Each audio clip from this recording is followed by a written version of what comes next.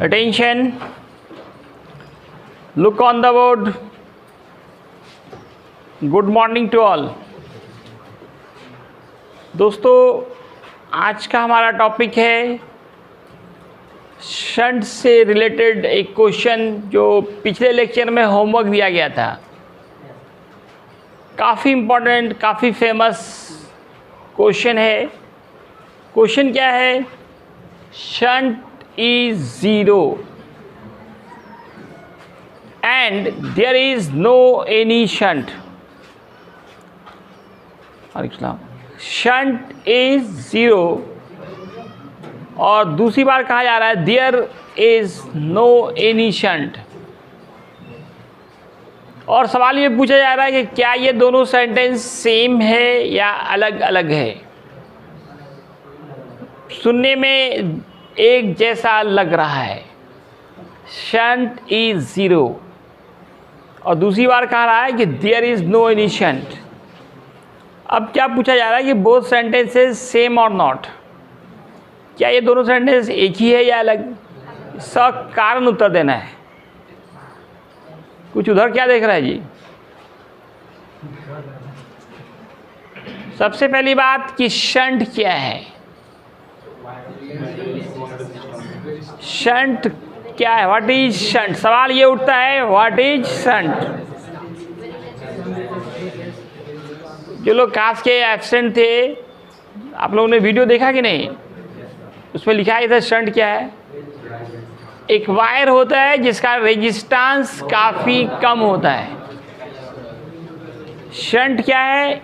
एक वायर जिसका रेजिस्टेंस का वैल्यू काफ़ी कम होता है।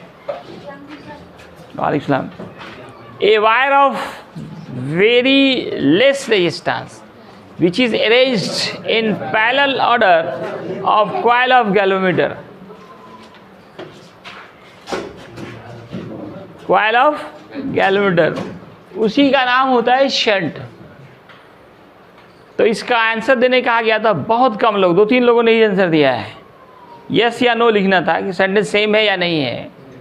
ये सेंटेंस बिल्कुल अलग है। कुछ लोगों ने सेम का आंसर दिया है, तो सेम वाला गलत आंसर है। इसका सही जवाब क्या है कि दोनों सेंटेंस बिल्कुल ही अलग है। These two sentences are completely different. ये दोनों सेंटेंस बिल्कुल ही क्या है दोस्तों? अलग है। कैसे? मैं उसको समझा रहा हूं। Shunt is 0 and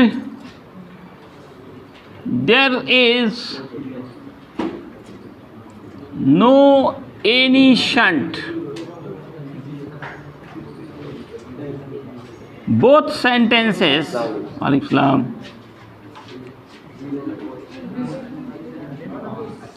both sentences are completely different. थोड़ा थोड़ा अंतर नहीं है, पूरा ही अंतर है। जमीन आसमान का अंतर है।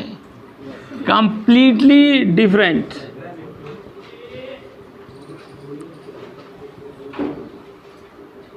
सभी लोग सेम लिख देते हैं, जबकि ये बिल्कुल ही दोनों अलग सेंटेंस है। Different sentence, completely different. कैसे? अगर ऐसा हो, if shunt is 0, shunt is 0, इसका मीनिंग होता है शंट लगा हुआ है लेकिन उसका रेजिस्टेंस 0 है। शंट इज 0 मतलब शंट तो है लेकिन शंट का जो रेजिस्टेंस है वो 0 है। Shunt is 0 means resistance of shunt, resistance of shunt is 0। जब रेजिस्टेंस 0 होगा, आपको पता होना चाहिए कि करंट उस ओर जाना चाहती है जिधर रेजिस्टेंस कम हो, नहीं हो। रेजिस्टेंस को क्या कहा गया था? प्रतिबाधा, स्पीड ब्रेकर। आप भी उस रोड पे नहीं चलना चाहेंगे जो उबड़ खाबड़ हो, है ना। उबड़ खाबड़ ज़्यादा मतलब रेजिस्टेंस ज़्यादा, बिल्कुल प्लेन हो, रेजिस्टेंस नहीं हो, तो उस गाड़ी उस रोड पे आप चलना पसंद करेंगे। करंट भी उसी रास्ते पे चलना चाहता है। शंट जीरो, रेजिस्टेंस जीरो, तो सारा करंट उधर से ही जाएगा, कोई करंट को रोकने वाला नहीं है, कोई करंट को। तो इन दिस केस, ऐसी स्थिति में टोटल करंट कहाँ से पास होगा? पासेस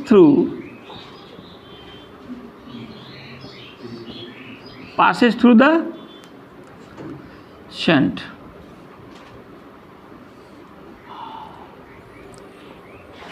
अब शंट जीरो है, मीन्स क्या है? Resistance of shunt is zero. In this case total current passes through the shunt. If अगर उल्टा हो जाए, there is no any shunt. अब शंट इज जीरो, मैं इसको दिखा रहा हूँ फिगर से कि ये गैल्वेनोमीटर है और इसके कॉइल के पैरेलल आप एक शंट लगाया है, इसमें कुछ भी रेजिस्टेंस नहीं है, तो टोटल करंट यहाँ से आएगा, इससे चला जाएगा। शंट है लेकिन इसका रेजिस्टेंस जीरो, एस का मान इसका जीरो है, तो टोटल करंट यहीं से जाएगा, गैल्वेनोमीटर से कोई करंट पास नहीं होगा। अब क्या है कि there is no any shunt. दूसरा सेंटेंस क्या है? There is no any shunt if there is no any shunt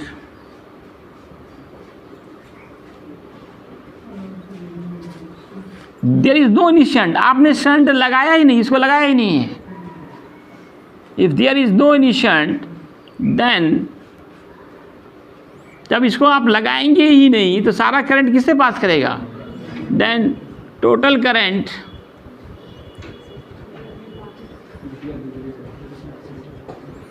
passes through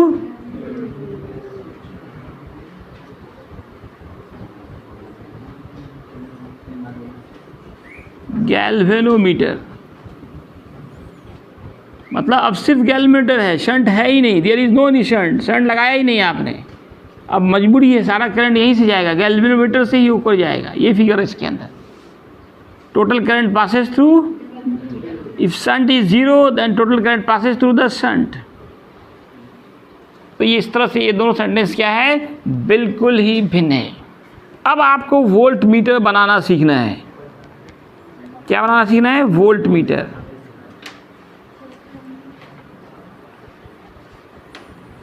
पहले इसका डिफिनेशन एक बार फिर से हो जाए। आप जानते हैं एक डिवाइस है जिससे वोल्टेज नापा जाता है। A device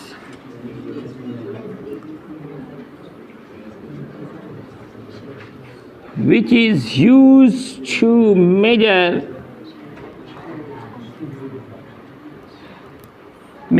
potential difference। Potential difference को ही वोल्टेज बोलते हैं, पोटेंशियल डिफरेंस, इसी क्या बोलते हैं आप? वोल्टेज। उसी का ये नाम होगा दोस्तों, इज कॉल्ड वोल्ट मीटर। इसको किस ऑर्डर में सजाते हैं? वोल्ट मीटर, पन्नी में मार्कर लगा दो, is arranged in parallel order.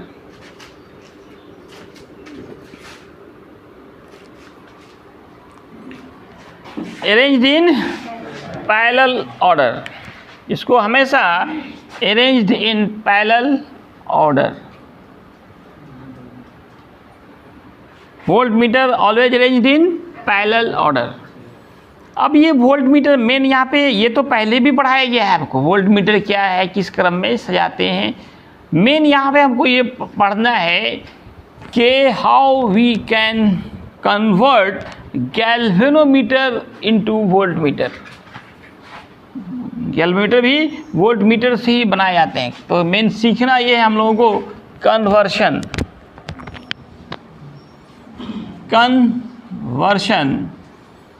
Of galvanometer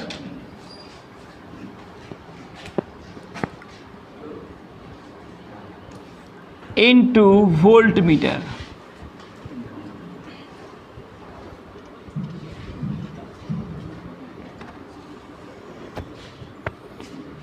तो इसके लिए आपको एक वायर हाई रेजिस्टेंस का ठीक उल्टा करना है, ठीक अपोजिट वर्क करना है।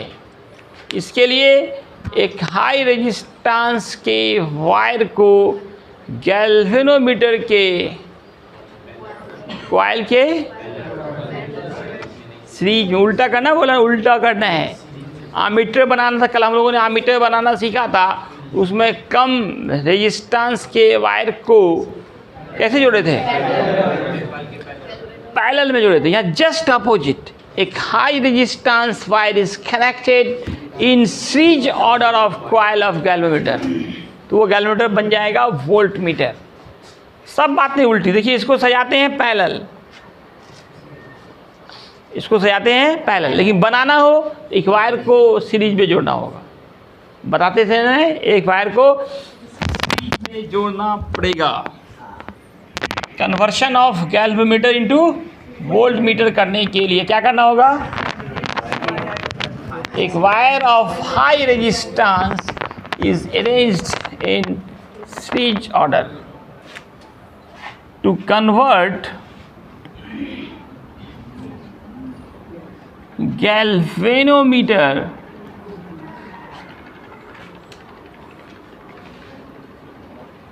into voltmeter।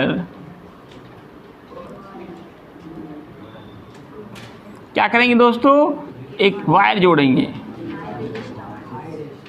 Of high resistance,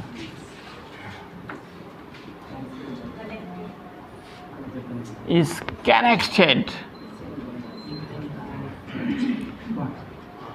connected in series order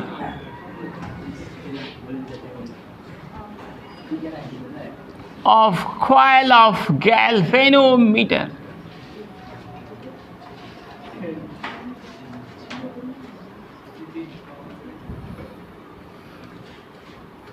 ये अगर आपका गैल्वेनोमीटर है, इसका रेजिस्टेंस जी मानते हैं, तो एक रेजिस्टेंस हाई रेजिस्टेंस को वायर को सीरीज में जोड़ देंगे। अब ये दोनों मिल गया, इसका नाम बदल गया, अब ये गैल्वेनोमीटर से बन गया वोल्टमीटर। ये पहले भी जोड़ सकते हैं, बाद में जोड़ सकते हैं।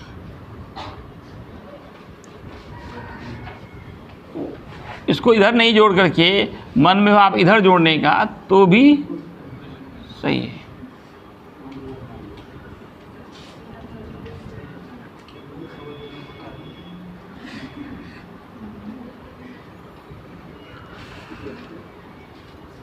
तो जिधर आप जोड़ें,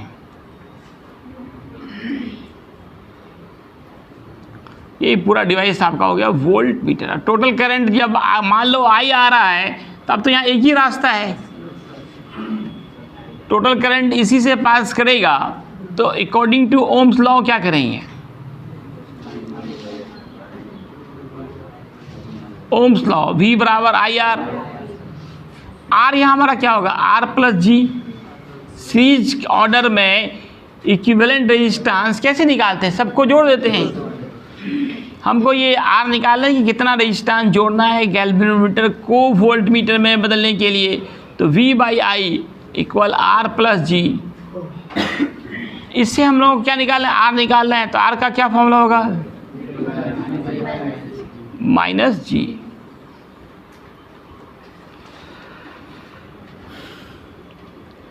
इस तरह से कितने रेजिस्टेंस का वायर को जोड़ना पड़ेगा to convert galvanometer into voltmeter. तो चलिए इस पे एक क्वेश्चन हो जाए क्या, कैलकुलेट। पहले मैं कल वाले पे दिखा रहा हूँ, शंट निकालना है, shunt. if an ammeter measured 5 ampere current, the resistance of galvanometer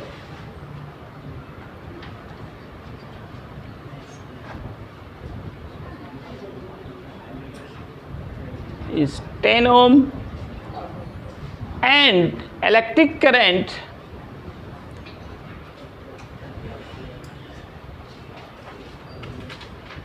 passes through galvanometer